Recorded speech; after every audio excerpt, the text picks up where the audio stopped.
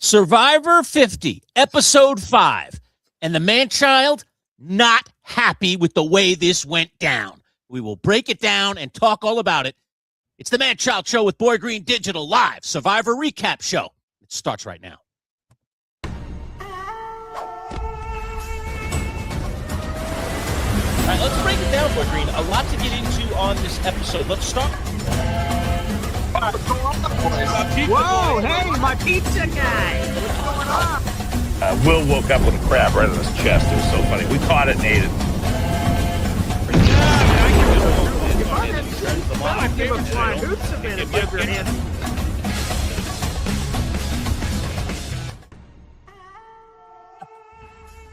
Yeah, all right. Welcome aboard, everybody. It is Season 50, Episode 5 recap show, Manchild Show with Boy Green Digital. DP torches are lit, and we are ready to go, and I am lit as well. I am very angry. I said to the boys before we started the show, I was either going to come into the show very happy to see Rizzo go home with his dopey idol in his pocket, that arrogant little twit, or my boy Charlie, who I didn't draft, by the way, but I've been rooting for because that guy deserves it, man. He was robbed of $1 million during his season, and he deserved at least this small kernel of revenge to get out another player who clearly didn't, stick by his number one, so to speak. So anyway, he didn't get his revenge, and Rizzo wins again, and it makes me sick. Boy Green, good evening. How are you?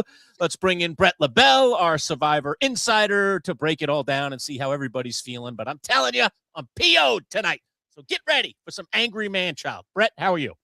I'm doing great, but I'm just as angry as you. I lost one of my guys. I mean, I was going to lose one of my guys because I had them both. You had both. You had both sides of that. I won it, yeah. And they had their little battle. And honestly, I thought last week it was a red herring thrown at us to try and get us excited, but it actually panned out. Yeah, Rizo versus Charlie, which was not going to be good for me either way. Hey, real quick, boys, what does it feel like? Because I'm not sure. My team's still perfect. So I haven't lost anyone. So I see blood is being spilled with you guys. I expected this from Manchild, Bret, obviously. Look at his history. But I had a much higher standard for you, Bret LaBelle. What the hell's going on here, man?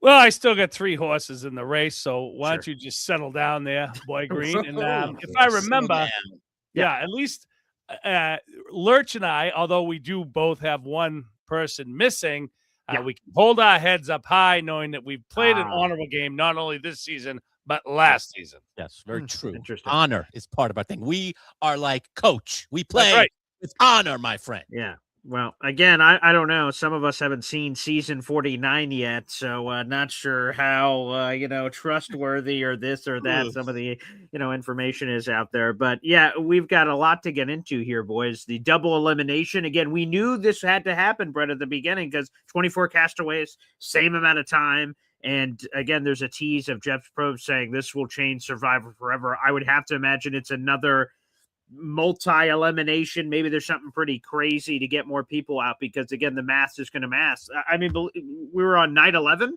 We're almost halfway through the game already, which is crazy to think about, but so many people are left. I have to imagine that there's more craziness, and that's unfortunate because I think I'm enjoying the amount of people that are there, and for some of them to start getting these torches snuffed quicker is sort of depressing, but I guess that has to be on the horizon, especially after a double elimination tonight.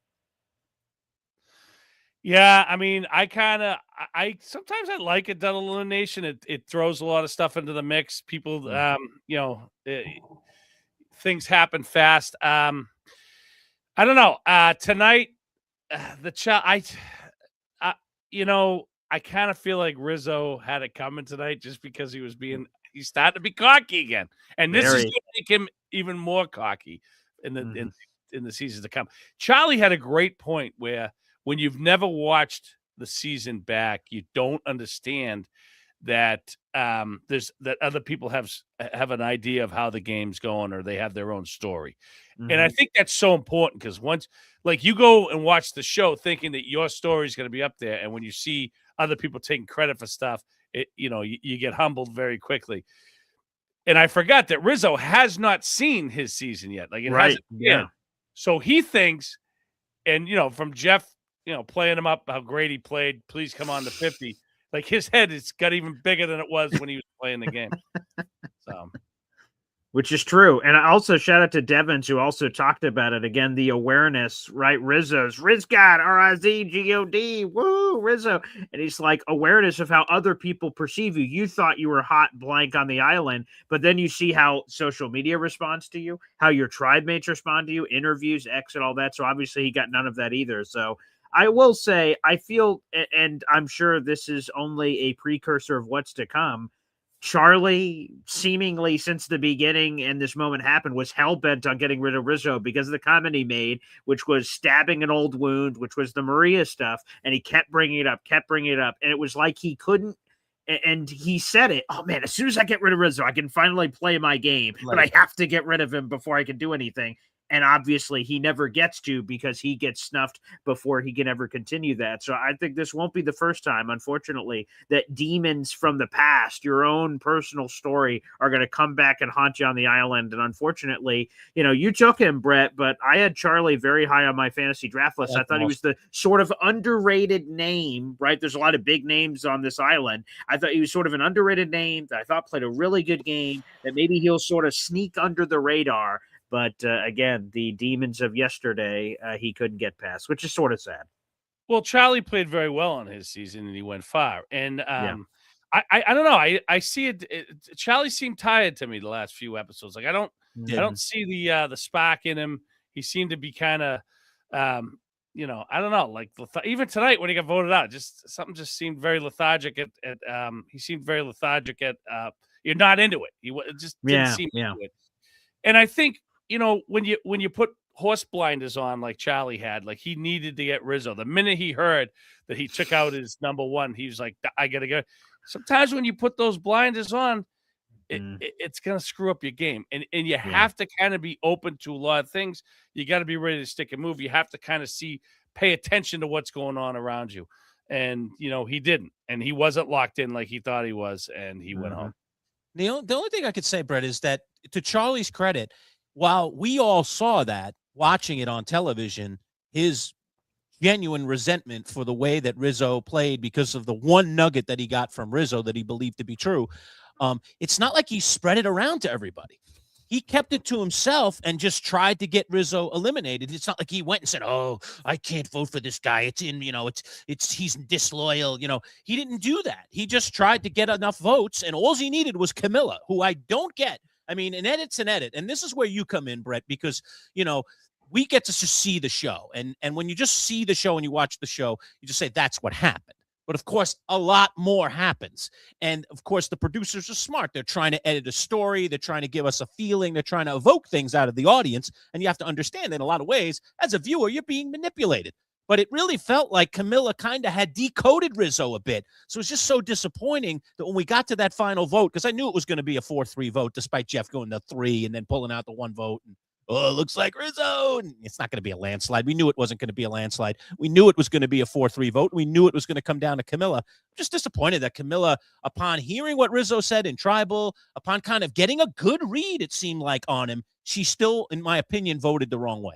Well, let's tell that story real quick. So in case you guys missed it or forgot it. So this is a classic move, is that use the deceased around you, right? Kyle is gone. So you can tell all kinds of stories about Kyle that he can't defend or change. He's gone. So whatever stories in theory, it's just about the believable level. And he turns to Camilla, who's sort of the last piece of the puzzle. He locks in Suri, in theory, Rizgod. He locks in D. Valadares. So everyone's locked in except for Camilla. And he says, Camilla, his final words to me before he left the island was play with Camilla. And Camilla played it up in person like, oh my God, that's so sweet. How magical. And then behind the scenes in the confession, it's like, that sounds super questionable. They were playing for like 30 seconds together. Why would he have confided in him like that? She didn't buy it at all. So yeah, just to give some context here, Bret, before you answer. Come on. Yeah, she shouldn't buy it. I mean, she should have seen, and she was right. Like, he didn't. Kyle played 5 minutes of the game. How would they have that conversation? How would you even trust someone with that conversation? So I think, she read it right, and yet she still voted. In my opinion, the wrong way. But again, you got to understand, these people are so into themselves, and they think that they think their story is number one. So she thought that was the way for her. That was, for her game, that's the way she needed to go. Yeah, the only logic. Yeah, I was just going to jump in, Brett, and say the only logic I see in Camilla voting that way, because it seemed like she had the read on Rizo, is that she liked the one alliance better than the other. That the idea of coupling up with Jonathan and that side and Devins, right, versus the other side, which just felt a little more powerful. I also think, but I think they're all the most dangerous players. All of those people are the ones that should be getting eliminated. But this is why players are good in Survivor, that they find ways to survive, like Sari, like Rizo, like D, who won the game. I mean, these are brilliant, brilliant minds. You got to understand you're being manipulated. Yeah, but I would be very cautious with Rizo because he will cut your throat. And the fact that, it still, it is crazy to me that he voted the way he did in his first season, for the winner. So, I don't think, I think that he's not gonna help Camilla going forward. Now maybe what hurt Charlie was telling Camilla that, about the idol after Rizo. Maybe he should have just not even told her about the idol, because I think that seemed to affect her decision making.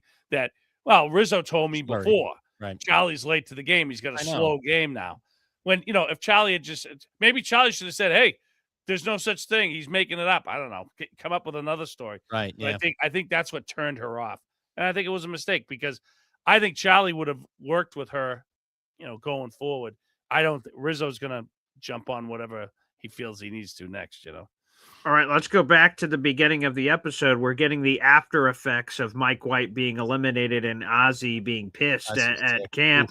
And now there's a lot of damage control. We saw the comment. It was teased the week before, but Christian, after all the voting happens, he's like, "Don't worry, Ozzy, I'll fill you in." He's like, "Too late, pal." And then they get there. And then Christian calls Ozzy, let me get this quote right, Ozzy Polly Prissy Pants was the direct quote here from Christian. He thought he was being a big baby about the whole thing and saying, "It's Survivor, man. Get over it." The fact that Ozzy could have potentially been targeting Christian. Do you think Ozzy was being a baby, or, legitimately his guy goes home and he again, emotions and revenge. He has that on the mind. Was that legitimate feelings that Ozzy was having there, Brad? Where do you stand in all this?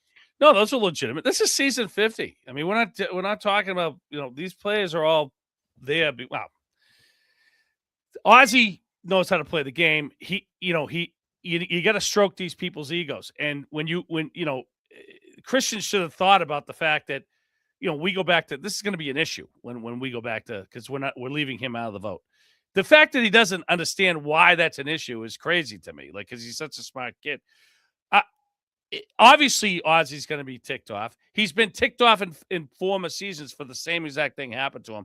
I think if Christian had come up with a better excuse to why he left him out, if he just come up with some reason to leave him out, or maybe if he didn't leave him out, I think things would have gone better. But I understand why he left Ozzy out. I think that it would have blown up on Christian's face. Ozzy said it himself, Brett. He said, I would have let the plan out. I would have let the cat out of the bag. He would have ruined the Mike White blindside. So now you got war. Now you got potentially Mike White really upset with Christian, and maybe Christian's the one that ends up going home. So by not telling Ozzy, in a lot of ways, Christian might have saved his own hide, which is smart, by the way, in the game of Survivor. I mean, otherwise, that whole thing blows up. So Mike White would have gotten out of it. If he would have gotten the heads up from Ozzy, he would have been able to save himself for sure. No. Listen, you're misunderstanding me. Yeah, I agree with you that, but you have to understand, like, for Christian to go back and say, "I don't understand why he's being such a baby." Well, of course he's being a baby. You left him out of the vote, and you're supposed to be aligned with him. I'd be furious. I would be gunning for Christian just as much. He should have seen this coming. The point is, there's other ways he could have, delivered why he did that later, saying, "Hey, Mike was coming. I just felt Mike was coming out to me." Like, he should have put it more on himself than just saying, "Well, Ozzy, I just left you out of the vote so that you wouldn't have to vote for him." I don't know. I just thought he didn't sell it well. And if he sells it a little better, maybe it doesn't come down to that war. Or maybe you have to say, you know what? This is going to come down to a war. I got to be ready to take out Ozzy next, just in case that happens, instead of giving him your, shot in the dark. Right. Yeah, were you surprised that Christian gave up the shot in the dark to Ozzy? I mean, this was clearly Christian putting his life in Ozzy's hands and saying, "Here you go. It's up to you. You can He has no eliminate other me play, tonight, right? and Ozzy could have, and it almost felt like he was going to. Right, but right. I had this feeling in the back of my head, despite the edit, that Ozzy was going to play it the smart way. He wanted Angelina out last week. I know they could still get her out, but look, it looks like there's going to be a merge. We'll get into that because we saw the coming attractions, and it looks like we've got something cooking here. But fact of the matter is that, Ozzy wanted Angelina out. So I'm glad that he went that way and didn't, allow the bad feelings, but certainly there's still going to be some bad blood between him and Christian going Yeah, forward. I mean, he definitely could have taken the shot in the dark, used it or whatever, and then burnt and voted him out, or whatever, or kept it and voted out Christian. I don't know. I think he can use that, right? If someone gives you their shot in the dark. I was going to ask you, like, yeah, what's the deal with that? Like, I don't know. There's first so of all, many like, can Ozzy give it back? How the heck does Ozzy work with 2 shot in the dark? Does he get 2 shots if he wanted to roll 2 die? I think if someone gives you the shot, you're good to go. I mean, I believe so. Yeah. Yes. So I think he would have had 2 shots in the dark. And he does not have to give it back, Lurch. I'm fairly sure. It's just like an idol, right? If you say, hey, man, I want you to hold on to this for 1 tribal and then give it back. If you give it and you change possession as long as that's allowed and you read the fine print, they don't have to give it back. They could say, hey, sorry, man, you gave it to me. Screw you. So, yeah, I think there is some drama potentially. But it wouldn't be the dumbest thing in the world for Ozzy to give it back to him to, again, reassess that trust, even if that trust doesn't exist. Wouldn't be the worst idea in the world. No, I think that's what these two need to do, because I think that they can. I understand there's always going to be a little bit of a fuzzy thing, but I think that would be a nice gesture to have them. All right, look, we got a merge coming up. This is a good way for us to patch the thing on both of them. So we'll see. I don't know. It was funny, Angelina. I actually was enjoying her this season. I thought she had some really cool things to say at Tribal. So I was like, oh, no, she's going to be going home, because I thought she had some really interesting things to say at Tribal tonight. And that were really insightful. So, yeah, I thought she played a lot better, but it still didn't help her game, So, Brett, you've talked about casting, Brett. I almost never comment on casting. I thought, again, there are a few players that I just don't think belong, and I thought she was one of them. Personally, I don't know. I feel like there's roles for everybody, and Brett, feel free to comment on this, right? So, like, Q was chaotic and crazy, and while that wouldn't have been my choice, when I sort of looked at the whole set, I'm like, interesting. Like Angelina jacket negotiations, and there's sort of a wild factor. I don't think it's winners at war, the best players of all time, line them all up. A bunch of people are going to die. One person's going to win. Here we go. I'm not sure if they even equaled their own theme on 50, but in terms of roles and people bringing different elements, I thought she did that, even though she was my favorite. What about you? So you're saying it can't be all leaders, basically, I think is what you're saying, boy. Basically, yeah. Kind of had a ghost editor until tonight, but what the thing was I was kind of enjoying her this episode. Okay. I was, I mean, I think back to her first season, when she's trying to get the coat, she's annoying everyone. And of course that's editing. Like, I've met her. She actually is a really nice person, but it's just kind of funny, but I just kind of really enjoyed her this season. And I thought, like, I can't remember exactly what she said, but I liked a lot of stuff that she was kind of explaining how mad, talking about Ozzy and having real feelings. I kind of like that. And then there was some other stuff that she mentioned going forward. And I like, at the end, she gives her jacket over to them. That's what I was going to ask you. To tip her hat to what everyone's been talking about in her last season. So, I kind of enjoyed her this season. I really did. Okay. And but she look, it's all people we know that are going to go home every week. There's nothing we can do about it. So let everybody in on that whole jacket thing, that gesture, Brett. Let everybody in. Can you give that story? Or yeah. So she wanted. I can't remember the woman's name, but she was getting voted out, and it was cold at night. So Angelina wanted she's like, as she's going up to get her torch snuffed by Jeff, because she's Natalie. Yeah. She's like, Natalie, can I have your jacket? Can I have your jacket? And she just voted her out. Natalie wouldn't even acknowledge her. She's like, Natalie.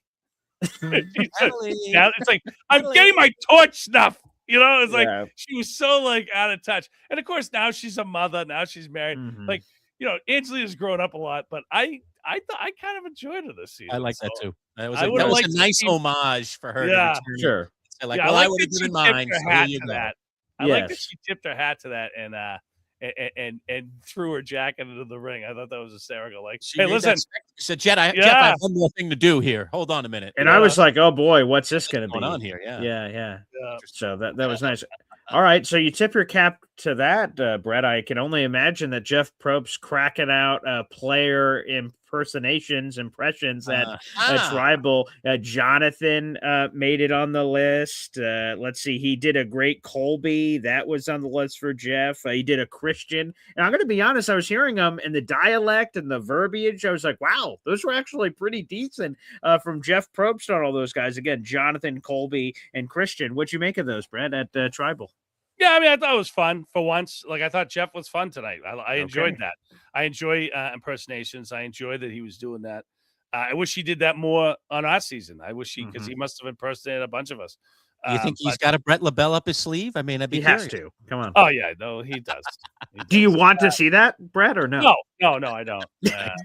I don't. But I will say that I did enjoy Jeff tonight, and I don't normally anymore. I find him to be quite annoying, but I thought he was great tonight. I thought it was funny. So. And I think there's more to come, right? So we're on episode 5 right now, recapping it. So he's had a breakout rap session. He's had these impressions. He's had random voices at the beginning of Tribal at first. I mean, he's had a little bit of everything, and we're only a little piece into this. I think we're going to get Jeff Probst loose throughout the rest of this wave, for better or for worse. So it looks like he's having fun. So as long as he's having fun, hopefully all the castaways are having fun. I guess that's all that matters. Yeah, it doesn't. From what Charlie did not look like he was having fun. He really didn't look himself. I don't know what's going on in Charlie. And hopefully, when I see him, I think I'll see him this month. I'm going to ask him. You know, geez, he just didn't seem like himself out there. And that's huge. If you're not in it, you got to be in it 100% out there. Well, this quote won't make him feel any better, but D had this quote earlier in the episode saying, I actually thought Charlie was the most dangerous player here, but I actually think he's the dumbest player here, is what she was telling Riz God about Charlie. And Charlie, I will say the sloppy gameplay he had at 5 a.m. First off, Rizo sleeping in the boat and basically like hugging the middle of the boat was an interesting choice for a sleeping choice, but that's neither here nor there, I suppose. But Charlie comes over, knocks on the side of the boat and goes like, hey, you didn't tell anyone about that Billie Eilish idol, did you? And then that sends red flags for Rizo, who now sends Rizo after Charlie. And then, so it felt very sloppy by Charlie to sort of, that's not normal conversation. I would say, I don't wake Brett up with a coconut and say, hey, by the way, since you're up now, idol, like that felt very sloppy for Charlie, unfortunately, part of his demise there. So yeah, that was strange. Yeah, I feel like they all just want to say her name on the air so that they hope to meet her or something. It's very strange that they keep saying the Billie Eilish thing. But yeah, something felt off with Charlie this season. I've really enjoyed him in the past, and I don't know. I feel like Rizo just he just kind of slithers. He gets through everything. It's kind of right. He's like crazy. So give us the scoop later, Brett. When you talk to Charlie, please, if you find anything out, like maybe something was happening to him personally or something was going on, I'd love to know too. Because like I said, I mean it. Even though I know he was on your team, Brett, he was very high on my fantasy draft board. I thought very highly of him heading into this. So well, I also think there was a tribe of people out there that weren't really like D can say that. First of all, D, they need to be going after D. You can't have absolutely, of course, a winner, right? Very dangerous. Gotta go. But I think Rizzo's gonna have some trouble when he starts to get in with the big dogs, because I don't think a lot of these older players are gonna tolerate him for very long.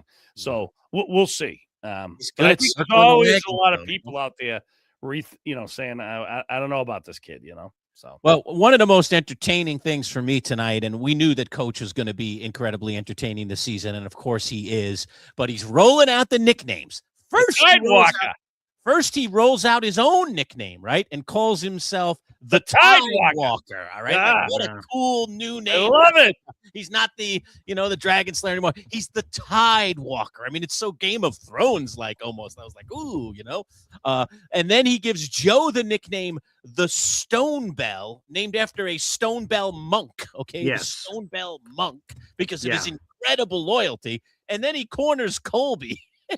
And Colby gets that nickname you see right there on the screen, the Oak-bound Warrior. And Colby's listening to the whole diatribe and like, all right, coach, it's cool, but what the heck planet are you living? Although, in the confessional, Colby says, actually, I was very touched honored. by Yes, he was Dragon honored. Slayer's thing here. I didn't have it on the bingo card, but it was pretty neat. And it seems like, I don't know if it's this or what it is, Brett, but it seems like the OG players are like, we're going to look out for each other, whether it's spoken or unspoken. And Colby, after this Oak-bound Warrior nickname drop, he said, I'm cool riding it with Dragon Slayer as far as I can. Dragon Slayer himself says, if me, Joe, and Colby can try to get as close to the end as possible, wouldn't that be a pretty cool story? So it seems like, again, some of these OG people, even though Joe technically is not of that group, that they are trying to look out for each other. Yeah, I mean, I think in the back of their minds, they're going, is this guy nuts? First of all, let me just say, I am here for the Tidewalker. I love Coach. Yes. I love that this is going on. He's awesome. But I think older players, like, even though they might say, what is he talking about? Yeah. Meaning Coach. But I think they don't sweat the small stuff. They're like, whatever. I'm enjoying this guy. We're doing well. Let him knight me, and this is my name, whatever. But it's just like, I'm like, wow, I loved that. Every time Coach is on, I love it. And this was perfect, giving himself a new nickname, identifying that he needs to kind of play. I love when he's like, Dragon Slayer, stay down, keep playing. Don't get cocky. I like that. I think that's really good. And I think we're seeing Coach is getting a lot of airtime. I'm really hoping this could be his season. And I think it's been a lot of fun to watch. And that's what I think 50 needed on it. And thank God we have it. And I thought to myself, what if we had on another tribe, Philip? Remember Philip? Oh, yeah, Secret Agent Philip. Yeah, I'm like, that's the kind of thing that would make 50 a lot better than it is now. I don't need to see the Riz God. I love myself. This is who I am. I want to see Dragon Slayer. I want to see Philip, telling Boston Rob he's, giving him a nickname. Like, this is the kind of crazy people they always had on Survivor that made it so great. Yeah, definitely true. And, I'd be thrilled if any of those three players won the game. I'm just not sure if they can win the game in this devious land that Survivor has become. Loyalty can get you so far, but these days loyalty doesn't usually get you to the end, because you have to have this kind of ruthlessness to you in order to get to the end and, and finish strong and get that $1 million. It's just kind of the way it is. Agree or disagree on that front, Brett? Yeah, I agree. I mean, I don't know. It really just depends if some old school people like Suri, Dragon Slayer, Colby. I mean, if they get deep into the game and they start to band together, and they can grab Jonathan and Joe, then they might actually be able to win it. But you just never know what's going to happen. And I think the merge is going to tell a lot, and then we'll get down to the nitty gritty. Who's the final 5, final 6. So we brought up Coach. Coach himself said, we're seeing 4.0. He is not Coach. He's the Tidewalker. Okay. Oh, Tidewalker. Yeah, I got to get that. I got to get the new nickname in there. Tidewalker says it's 4.0 Tidewalker. His social game, which people have criticized in the past, he says, my social game is, in the past, I used to draw lines in the sand and I was combative and all these other things with some people that I had a bad rub with. He says now 4.0 social game for the Tidewalker has evolved a new layer. And then when Dragon Slayer was doing a confessional and he said to himself, like, oh yeah, I've got it all figured out. Whoa, Dragon Slayer, calm down. Love that. He was speaking to his own Dragon Slayer. Calm down, little fella. All right, bring it back home. We don't want to get too arrogant here that we're in a great position. I just love him. He's like one of the best characters that have ever been on television. I love him so much. Boy Green, I loved that scene. And I love that he's humble. And it just reiterates everything I've said for years on this program with you guys is, social game is so important. And for a guy who's played as many times as Coach to realize I need this social game, I got to be better at my social game. It shows that he's really evolved and he's really taking this season seriously. I'm really, really here for Tidewalker, and I hope he gets deep in this game. Derek the Cop back in the comments tonight, Brett, and I like this one. He says he thinks Sari is going to look out for Rizgod. She has taken a liking to him, and we did see that today. As a matter of fact, she gave away a little secret that she's got an extra vote that she got from Ozzy. So talk about that here, because that is an unlikely alignment, but one that seems to be lining up here. So you're talking about old schoolers getting together. Will Sari stick with Rizgod? Yeah, and let me just say, I don't know if she'll stick with him. What I would like to see is I would like to see her drag him with her to get her father in the game, and then see her cut him right at the knees and throw him out for her to move on to win the game. I love Sari. I think she's great. She's played so many times, and she really wants to win it. I want to see her win it too, as much as I want to see Coach win it. I don't look at Rizzo's hard to play with. There's a lot of feelings about him right now. I don't know if he's going to survive that. So we'll see. I will say this: I've beaten up Rizzo a lot in this episode. I actually, when you meet him he's really a good dude, but he is extremely cocky. So I think he understands the critique, and he understands talking crap about him.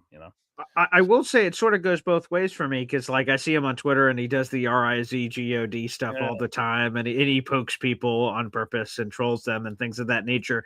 But he had some terrible first impressions. Sari's like, who's this nerdy whatever super fan kid? And she was very put off. Colby was obviously very put off. Who's this guy who's not doing any work around here? And then they had sort of these special moments. So Rizzo certainly deserves credit for overcoming first impressions. A lot of people don't. A lot of people have a bad first impression. They're voted out, that we never hear from them again. So I'll give the tip of the cap to your fantasy team there, Brett, that Rizzo does have an ability to sort of grow on people, whether it's Stockholm syndrome or he's able to genuinely have some magic quality that you're talking about when he's in person that's somewhat alluring or something, but he's able to sort of work people over eventually. So we'll see how far he goes. And let me add this, Brett, before you comment. When I was watching Tribal tonight, that Tribal of that tribe with Rizzo, it were parts of it where I was like, I felt like Jeff was like, almost, it felt to me like he was cluing Rizzo in that he could be in trouble. Like I was feeling like, is Rizzo now going to play his idol? Like Jeff was raising all these things, going back to Rizzo and raising issues with Rizzo, and then other players were kind of towing that line very delicately. I was like, don't let him know that they're going to vote for him, for crying out loud. He's going to play the idol, and then Charlie's going to get eliminated. And he didn't play the idol anyway, but I don't know. Does that ever happen in Tribal where you feel like the way that I know Jeff's job in Tribal, but he's trying to push some buttons somehow sometimes. Do you think that, have you ever felt that influenced the vote in any way? I think Jeff tries not to. I think it did seem like he was a little strong on Rizzo, and I think that's not good, because nobody knows who he is. And for Jeff to come out and almost like, build him up with the I don't know. I think that's why I think a lot of these older players, they're not gonna get Rizzo, and they're not even gonna trust to take him farther in the game. I think they're gonna kind of get a little hinky with him once they start to hear all these rumors and things Jeff said at Tribal Council, because that's all gonna come out at the merge. People are gonna tell everyone what Jeff said, so that stuff's all coming out. So I just think, I think Jeff could have hurt him with that, especially with the he's playing with the house money. Like, there's just a lot of stuff that he said there that's going to turn a lot of people off, especially older people. So I think Rizzo's days could be numbered, but we've said that so many times. And he didn't play the idol again. He knew it was coming down to him and Charlie, but he knew he had the votes. I think he just got lucky. Yeah, and I will say, I've heard Jeff sort of talk about this in the podcast. He says he tries not to get all the particulars, but going into Tribal, he has a general sense of who's in danger outside of a surprise. And then he sort of operates from that, which I find interesting. And then Rizzo, again, because he's playing with this line of like, everyone on the island hasn't seen how he plays and how much information he's volunteering. Like, he's like, I found an idol on my season. And I'm like, man, I would not be volunteering that kind of information. And again, Camilla was doing the math. I could see her over there sort of counting when Rizzo said, I played this many days after a 9-day break. And if you start doing the math, you could figure out how long he was on the island along with the days that are combined now. And I saw Camilla started doing that in her head. So again, Rizo, I think, has been a little too forthcoming with some of the information from the previous season. I'm not saying lie and just straight up lie about everything, because obviously he's on 50, so he had to have done something. You can't lie that hard, but I feel like he's being a little too voluntary with some of this information, and that could hurt him. It clearly didn't hurt him tonight, but that could be some foreshadowing for the future. Yeah, no, I agree with you. When he was telling them about the idols and not playing his idols, and I was like, what are you doing, dude? You're like, what are you doing? This is almost as bad as telling people you found an idol. Like, why are you doing that? So yeah, I don't think Rizzo's long for this game, but I thought that in the last season. So we'll see. Yeah. And he's got some powerful players right now in his corner in Sari and D, who are very, very shrewd, smart players. So that could really help him. Let me bounce on over to the challenge, fellas, and talk about tonight's challenge. Yes. You had the sandbags at the end, a very grueling challenge through the water, having to release those bags, carry them through the water. You could see how exhausted poor Joe was. What was going on there with Joe? Can we talk about that? Like, Joe, again, I get he's oldish. Like, I know he's not 25, but like, I was super surprised because in his season, he was a beast in challenges. And, it's Survivor and you're out on the island. I guess anything could happen. But even Charlie mentioned it, like, wow, I've never seen Joe, and I watched his season. Charlie was basically indicating, like, wow, I've never seen Joe so sluggish. He looked completely, their tribe ended up winning, so it doesn't matter, but he looked more sluggish than ever. Is that just sometimes you have bad days at the office, Brett, or what was going on there with Joe? No, he's probably sick. I mean, there's days that people get sick out there. I remember Chris Hammonds had a fever of there's an episode where we're doing a big water challenge, and we had to jump up, get the key, and come down. We were on different tribes at the time, but Chris had like 105 temperature, and he was out there playing the game, and he was very sick. He had an infection that was affecting everything, and they happened to hook him up to an IV later. But yeah, he was I mean, so he could have been sick. Like, people do get sick out there, and they have bad days, and that might have been what happens, So, and that was an amazing comeback by Tiffany, who whipped through those knots. That was really incredible, the way she was whipping around that bag. And then Joe finished it off by, despite him being tired, landing those sandbags on those tiny little perches. That was a very, very difficult thing. One other thing to note in the challenge that we can mention is Colby sat out. Something's going on with his foot. Hopefully his foot gets better, because, definitely that tribe is going to need some Colby action in some of these challenges. But it's part of getting old there, Brett. Part of getting old, man. The old foot hurts a couple extra days. You don't get that immediate bounce back. Hey, I got a good night's sleep, my foot's better. Sometimes the last 3, 4, 5 days as you get older, man. Yeah, no, it's true. And, look at the other thing is sometimes when you get out there, like, if you're around the tribe, you're staying in the shade, you're not going out there. When you're at one of these events or, challenges, you're out there in the sun. So like, if you're not hydrated right, I mean, that could bring you down pretty quick too. So I'm sure Joe's going to be fine, but it didn't surprise me he had a bad day out there. Tip of the cap, by the way, on the shot selection. It was cool seeing Ozzy and Jonathan go at it. They're beautiful dolphins diving into the water. And in my head, if I ever get on Survivor, I feel like that's what I'm going to look like. But it's actually, I'm going to just be a beached whale that sort of does a pancake into the water. I think it's going to be this majestic. Woo! And the water barely moves as I dive in like a dolphin, but I think it'd be like, like a blowfish, just like, seizing over. So that was cool to see in the shots. We don't go to that sort of level here when we're talking on these Survivor recap shows, but man, the camera team and so some of the editing looks really cool on some of these challenges, Brett. Yeah. I mean, the challenge was fun. We did a similar challenge like that on Millennials versus Gen X, especially that beginning part when you got to get the bags down and all that stuff. But it was cool. I mean, I always enjoy the challenges, but I loved about this episode, we had a lot of camp time. That part of it was coming really attractions were revealing. Let's discuss them, gentlemen, because two things that were said. One is, it appears that there's going to be a merge already, so that one tribe is getting pretty small anyway, so you knew something had to happen. But it appears we're going to get to the merge. And then the other thing is, Jeff made some kind of proclamation, something that will forever change the game. Any idea what that could possibly be? Let's pontificate. It's got to be more eliminations, right? Because, like I said, when you start off with 24, and I know there was one medical evacuation, it has to be something crazy like that. Maybe it's a unique thing. Maybe it's not even a tribal thing. It's some crazy new way that someone gets eliminated like instantly. I don't know if it's a popularity contest or what. Something happens, or drawing rocks, whatever, to get people out, because they have to be creative. 26 days, 24 people. They have to do something to make up the time. And like I said, we're almost halfway through. I think we just had night 11, which was tonight. So I think that might be it. But Brett, what do you think?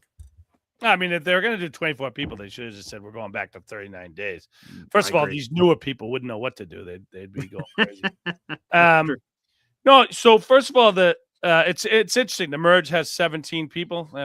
So that'll be interesting to see how that goes. That could throw a wrench into a lot of people's games. Yes. I don't know. Whatever Jeff's saying is going to change the game forever is probably going to ruin the game forever. I mean, they've already ruined the game forever in the last 10 seasons. So let's see how bad they screw it up now. So, yeah, great. You're not feeling great about that. No, I'm not. Anytime Jeff says something like that, it's never good for the game or fans.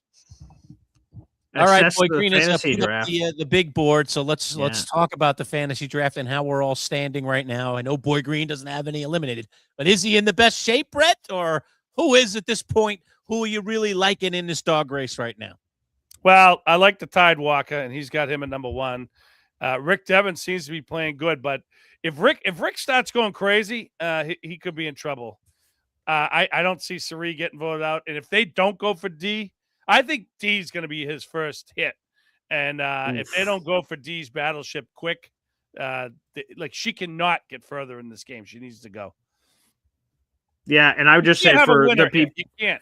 I agree. I agree. And I feel like that has to be said. Now, if I'm D and I make it to the end, I'm like, how did you let a winner get all the way to the end? Isn't that impressive? And that's part of the pitch, I guess. Right. But for people that are just joining us, we have 500 people in the room, which we appreciate. So many people watching our Survivor recap show. We do this every single week right here on the @MC Show digital channel. So this should be your go-to shop for Survivor post-game recap episodes. And this graphic I have on the screen is our Survivor fantasy draft we did way back in the beginning of the season. Each of us, Manchild, Boy Green, and former Survivor castaway Bret LaBelle each did 4. It was a snake draft. We ended up with 4 castaways apiece, and the red and the X indicates that someone was lost already. Now, again, there's no typo. I don't have any of those on my side, but if that were to ever happen at some point, that one of mine, I guess, would turn red with an X. But Lurch, Lurch, you have a lot of experience. You're starting to understand why he likes Rizo so much, Brett. You're starting to get that. I don't have Rizo on my team, buddy. Yeah, But why you like Rizo? Why you like channels Rizo in his Rizzo. He's the greatest of all time. Didn't you hear that? He's the RIZGOD GOAT. You know. Yeah, that's beautiful. I'll tell you what, though, if D does get to the end, like you just said, spoke earlier, that is good on her. Like that would be very telling of what a great player she is. But I just think the rest of these players are here to make up for not winning before. I find it very interesting that she's still here. You know, I need Christian to get back in the game. He's in a little peril, but this merge should help him because he can move towards other people that are of his ilk. So he can get away from Ozzy, who's clearly got a giant target on his back right now. Joe is settling in nicely on my team now. Joe's kind of flying under the radar. He's in that really solid alliance with those other 2 old timers. I love it. I love that. The Stone Monk. The Stone Monk and the Oak guy, whatever the heck it is. All right, I love it. And Genevieve, I don't know. She hasn't been getting much of an edit. She didn't get much of an edit at all tonight. We're also seeing is the little bit of the tension between her and Aubrey and the fact that the 2 of them seem to be lining up each other in their sights. But, do either of them have the votes? And does it even matter now that we're headed to the merge? That might be all for naught. Yeah, I mean, about my team, I think Ozzy, I really liked Ozzy's edit today when he was meditating and all that. I'm like, wow, could we see a season where Ozzy wins it? I don't know. But I liked what I saw today, and I liked that he's getting a lot of airtime. Colby, same thing. I like that he's hurt his foot. Now we're worried. Is he going to be able to stay in the game? So, I like these stories. Rizo, I get a kick out of him. He's fun to watch both seasons. Let's see what happens. I think I'm in good shape. I'm going to say I'm in good shape, but who knows what next week brings. The merge will tell a lot. Yes, it will, for sure. Manchild, are you in good shape? No, I'm always in terrible shape. I really am not. I don't see the winner on my side of the board. I don't. Genevieve, if anybody, to be honest. Genevieve, if anybody, yes. she's going to have to get sneaky and slithery, Yes. and the merge might really help her. So I have some faith. She's bright, and she can maneuver. Mike White could have done that too, but he just played too aggressive too early, and he got himself in trouble. I don't know. Christian, I like Christian a lot, but can he bounce back? Sometimes he just doesn't. He just doesn't do the right thing. I don't know. And Joe, like I said, if Joe wins, it's going to have to be on loyalty, and then he'll have to pull it out in the end. You know, if he can get in that alliance and hold the fort there, get that loyalty alliance close to the end, then he could possibly pull out, because he's certainly got his capable of winning challenges. He is a very likable guy. And I think we haven't seen a ton of edit for Joe. We've seen him a lot in challenges doing good things, but we haven't seen a lot of Joe's social edit. That's because his tribe until tonight hadn't even, his tribe hasn't even gone to tribal yet. I mean, that tribe has been perfect. So, again, you don't know where you stand until people start going to tribal, and that tribe hasn't even gone to tribal. One of my favorite lines, by the way, I want to go back to this, is Genevieve and Aubrey are just laying on bamboo, and Aubrey turns to Genevieve, puts her hand on her leg, and goes, "Oh my God, we've survived 10 days together," dryly. And I just love that they hate each other, but they're like, you have to play this game. You can't just yell. I mean, I guess you could. We've seen that in past Survivor seasons where people just hate each other and at each other's throats the entire time, but fake playing nice with each other. I'm curious if they, as we get this potential merge that seems to be coming next week with 17 people, do they both collect armies and go after each other, sort of like Charlie and Rizo did? Charlie gets his guys, Rizo gets his guys and girls, and then they just sort of clash and see who makes it out. That'll be fascinating to see. Right. And I'm wrong, right? Joe did go to tribal once, right? In the original. He did, because there was a merge, right? Yes. There was, right. So Joe, reshuffling of the tribes, he actually has gone to tribal. Because remember, Joe and Devins had their beef, and we thought, oh, maybe that was going to be a clash, and you nearly lost Joe. Yeah. So he has been before, but no, the tribe of Dragon Slayer led, those people haven't been, but there's been, I understand the confusion. There's been a few merges. There's about to be another one. So, there's a lot of hoopla going on. All right. So one thing, just what we were going over sir. Lurch was going over his team. Christian's got a new life now. So I don't think you need to be too worried about it. This merge could really help Christian get back in, and I'm worried reunite with Devins. Yeah. I'm worried about him and Ozzy going back and forth, but now I think he could be in good shape. And the Aubrey Genevieve, I find myself rooting for Aubrey, and it's interesting because I feel like she's a real underdog in this game, and maybe that's why I'm kind of rooting for her. But I mean, she's got a long way to go here to catch up. Let's see what happens after the merge. But I do enjoy that interaction between her and Genevieve. Very catty. Absolutely hysterical. And I wonder if the two of them realize how funny and how that is going to come off on the screen. And I feel bad for Aubrey, because I just feel like it was just simply miscommunication, getting off on the wrong foot. I think Genevieve legitimately respected and wanted to work with Aubrey, and maybe Aubrey did too, but they had this awkward interaction that they seemingly couldn't get over, where Aubrey just came a little too cold to Genevieve, saying, "Hey, I want to get right down to business. Are you here?" And I think that's sort of a organic interpretive thing that I got to sort of, if me and Bret are on the beach, I got to sort of get a vibe from Bret that, oh, wow, oh, we're joking around. Okay, we're serious. But if someone's acting too serious and someone's in a funny mood, that you just catch them off the wrong time, and then that sort of dooms the game. So I hope Aubrey sort of gets back on the bicycle here, because I think it was legitimately just, unfortunately, just this bad rub between them. I think her game would be totally different if we just slightly alter that first interaction, which is too bad. So yeah, I mean, it's all how people take you, right? It's knowing how you're perceived, and you think you had a good conversation, the other person read it completely differently.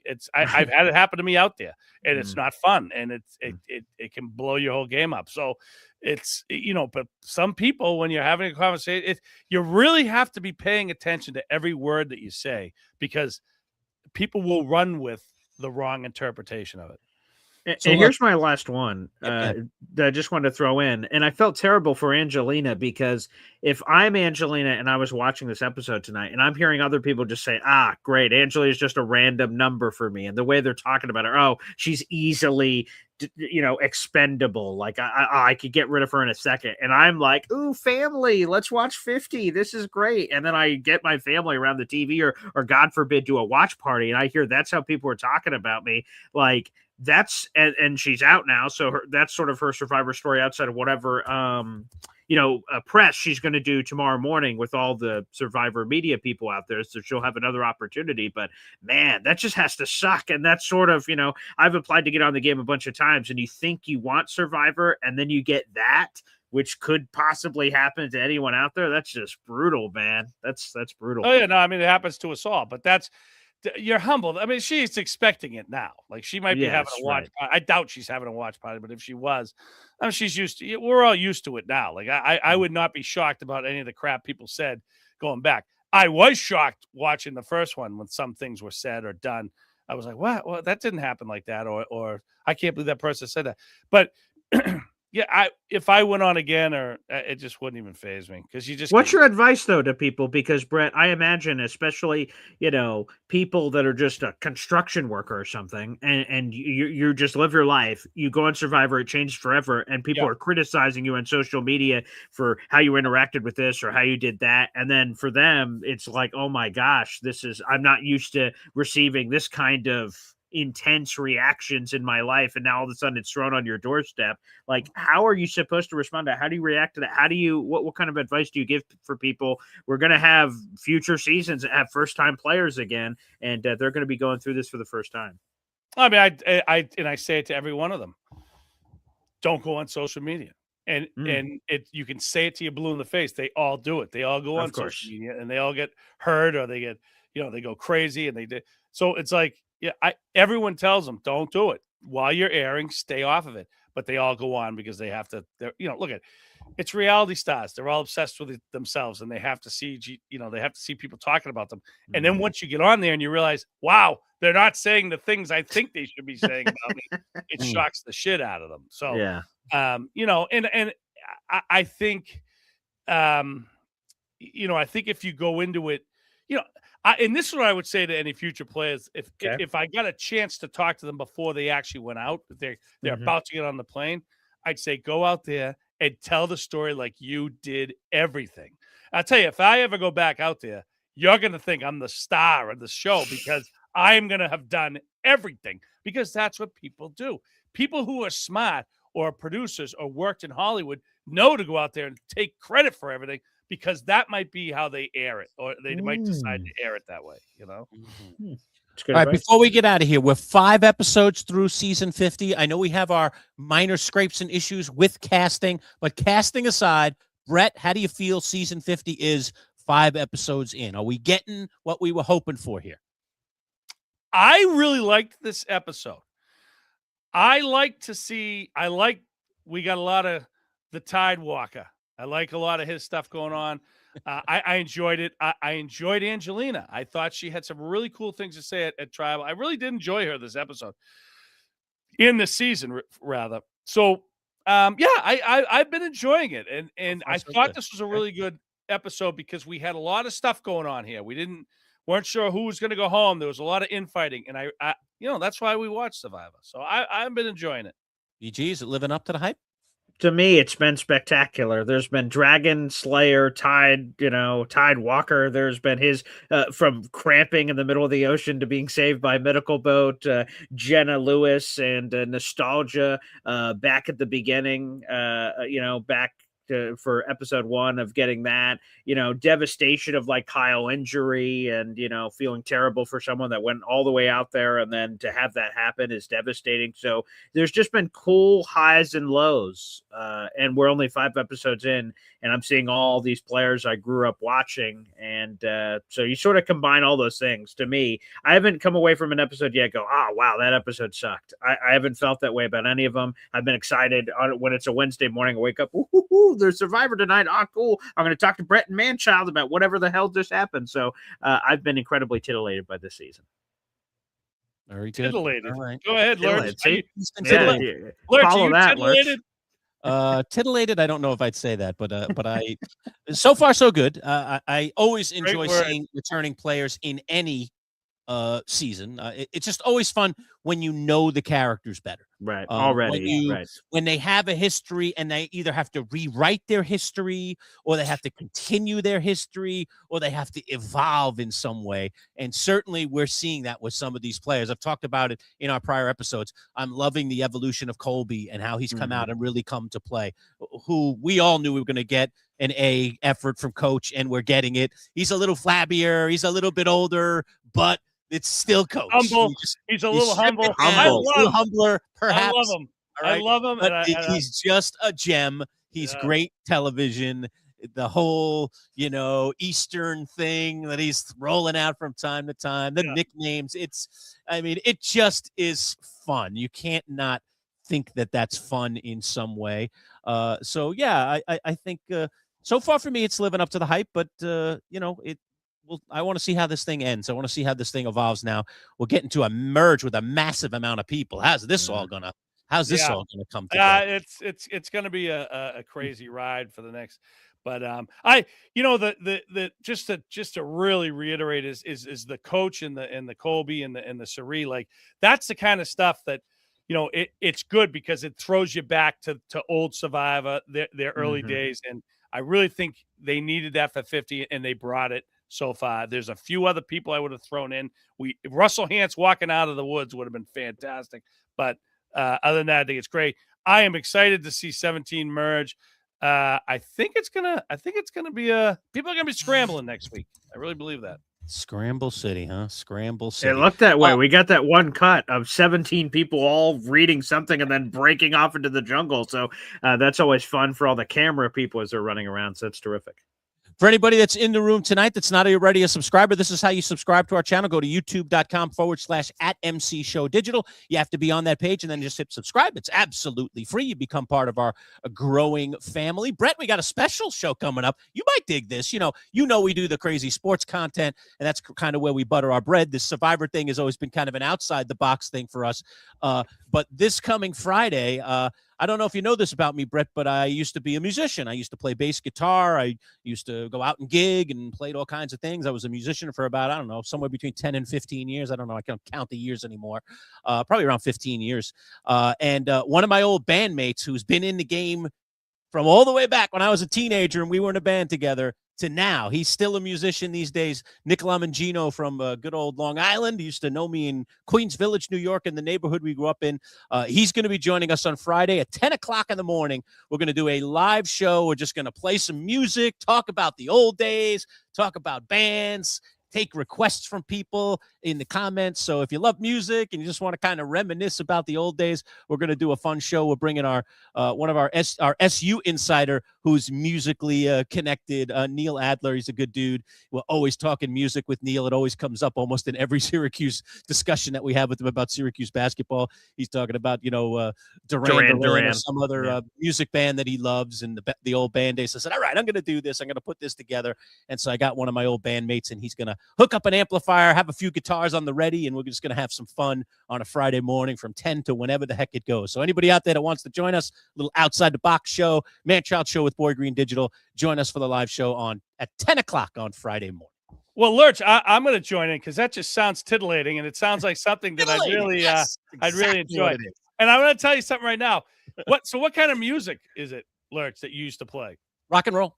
I love it. I love it. You play any like Motley Crue or some? There you go. When we first started, we were heavy metal, so we played a lot of stuff. I don't think we ever played any Crue songs, but we did play a lot of metal. We played a lot of Ozzy. I love Ozzy. Come on, some Aerosmith, anything? Aerosmith, sure, yeah. Band right there. I think if Nick, who's going to be on with us on Friday, if you could compare him to anyone, I would compare him to someone like Steven Tyler. He's like Steven Tyler, and he can play guitar. He has kind of that style of voice. He has that kind of style to him. Nick has had his hair down in the middle of his back since he was a teenager and has never cut it. He's just one of those dudes. He's a cool dude. So we did that kind of stuff. That's where we started. The original band's name, Bret, was called King's Ransom, and it was kind of a heavy metal band. I like that. And then we evolved. King's Ransom lost a member. It was a weird little transition, and we became Northern Lights. albeit for the Aurora Borealis of all things. Yeah, great. Yeah. Nick is the one that came up with the name. We'll talk about the evolution of that name and how he came up with it on Friday. And then we got into like more of a commercial rock world, commercial stuff. So we did Journey and Foreigner when they we had a girl singer. We got a girl singer incorporated into the band. We did Pat Benatar when she was in her heyday. Oh, we were playing all the Pat Benatar hits, Hell is for Children, Promises in the Dark, Hit Me With Your Best Shot. We were doing all those tunes. We were pretty diverse. I played the drums in high school, so I was in a band also. Wow. Yeah. Huh? And that's how we played. We played all the old rock and Ozzy and, crazy. Bring the drums on Friday, Brett. Bring the drums. Right. So I'm going to tune into that. That sounds like a lot of fun. It'll be fun. It's going to be a fun little Friday wadire through the world of music. I don't know where the heck it's going, but I said, Nick, why don't you come on with us? Let's do this. And it was all inspired by this guy on Boy Green's morning show. He does a morning show called Boy Green Daily, which is all about the Jets. As you know, he's a Jet nut. And one of his regular callers is this guy, EZ. And EZ was just, how did he even get the guitar in his hand, Boy Green? Because I tuned in a little late, but I tuned into his live show in the morning, and this EZ guy suddenly got his guitar on it. I was like, whoa, they got a musician here. And he doesn't play a lot, but he had a nice axe, and he hooked it up to an amplifier, and he just started playing some like chords and stuff. And I was like, this is okay, but we got to bring somebody on that really, really, really can play and really have some fun. So that was the inspiration behind this whole thing. Yeah, I just take random callers on my sports show, and I can only see these little boxes. I don't know exactly what they're doing, wherever they are in their kitchen or this or that. And I just randomly called on EZ, and he had a guitar in his hand. And when I brought him up, I'm like, whoa. And he just starts ripping it. I'm like, oh, geez, okay. All right, we've got a random concert going on here. Or Hep, he's another one who calls in. He's just playing guitar, coming in. I'm like, all right, let's hear some songs, I guess. So I sort of just go with the flow. Yeah. People like music. Boy Green has a little thing in his intro to his show with this guy Hep who wrote a song based on the show. Right? Is the song called Boy Green Daily? I don't know. It is. He played it live at our tailgate last year. And he played it live at the tailgate. We were tailgating at the Jets and the Cowboys, unfortunately. An unfortunate game for the Jets. But nonetheless, it was a good time was had by all, as they say. A good time was had by all. All right, Brett. Well, thanks as always. Always good to get together with you on Wednesday night. So get some sleep, and we'll see you again next week. We'll see how Dragon Slayer starts, if he can give out some more nicknames, or is it just going to be the three guys? And is that going to be Tide Walker? You got to call him by his Tide name. Walker. Come on. Yeah. Right. I'm sorry, the Tide Walker. Yes, the newly named Tide Walker, the self-named names. Tide Walker. I'll tell you what. If I could get one thing, before I go, the bucket list item, it's a nickname from Coach. If I can ever get, and I wanted to get mine. Taking me to Japan or someplace in the East. Hey, this is where it came from. There were these monks up on a hill, and I saw them, and it made me think of you, or some crazy thing like that. I love it, love it, love it. I wanted to get my nickname from Coach also, but they put the wrong people on 50. So what can I do? What are you do? Which, by the way, I can't. I was trying to see what his band is called, but Coach / Tidewalker / Dragon Slayer / every nickname he has. He's actually has a band that's touring right now, and it's oh my god, I think his name's Ben from a recent Survivor season. Yeah. The one with Charlie. He was on with Charlie. Yes, and they went back and forth on the Taylor Swift stuff. Ben and Dragon Slayer are in a band together, and there's other people in the band. It's touring, so Lurch, that's your chance to go meet Dragon Slayer and Tide Walker and try to see if you can get a nickname. Go see his concert, and he's playing the trumpet and everything else. I mean, wow! I saw clips on his Instagram, so yeah, apparently that band is touring right now. So and we forgot to mention it in the show, but I really did not enjoy Rizgod quoting Taylor Swift on the way out as he was talking about banishing Charlie. That was not. I can only imagine Charlie's reaction to that. That's got to feel brutal. Like he already hated his guts, and now he's like sticking it to him when he leaves. It felt very Big Brother to me. I was all set. Very personal. Big Brother, yes. It felt like a Big Brother show instead of a Survivor show, which is what they're going for. So. Yeah. Okay.